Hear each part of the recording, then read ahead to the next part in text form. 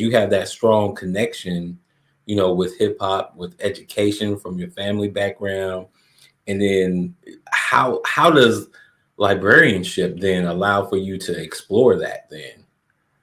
Well, I mean, I again from my research, um, which I didn't know at the time, I got into Schomburg, right? Like Mm, Schomburg in this and sort of and you shared this article, and if we think about it more broadly, we talk a lot about Schomburg because Schomburg's collection is sort of still visible in yeah. New York Public Library. But this idea of these sort of black bibliophiles or this Mhm, collection building practice, right? mhm, So librarian in that way, right? yeah. But then when we think about it from a hip hop perspective, or let me name a couple of things. So hip hop and what Clyde Woods calls blues hip hop epistemologies, or this black musical epistemology or way of knowing. So you have this music, Mhm, you have the black press. So I watched around that same time that I was talking about before. I mhm, watched Soldiers Without Swords, right?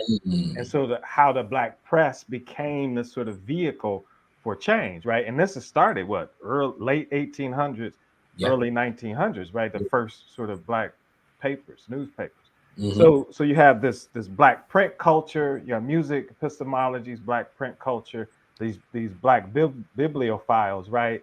And so all of these sort of um, ways of knowing and distributing this sort of knowledge mhm, is can be considered sort of library slash archive, right? Like so in all of that we have this sort of archive. So that sort of forms the basis, right? And this is a different way of knowing. So non-institutionalized forms of library slash archive mhm. that sort of moves around and is circulated to create community towards liberation or our freedom movement. And then the other one is the black press. What is not talked a lot about, not black press, black studies.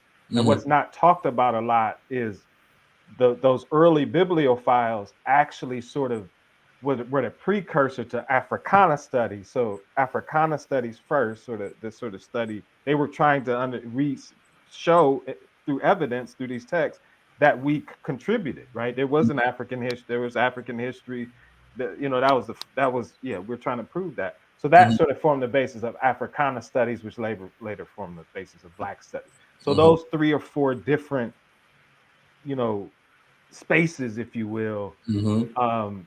sort of form the basis of how I understand librarianship, collection building, circulating knowledge, and using knowledge to sort of remake space, place in our individual selves, ourselves, and learning and pedagogy and learning, right? Yeah, yeah, no, this is I like this stuff, and one of the things that from my research for this documentary and everything that I found is that Black librarianship was really born out of this resistance, right? Being able to show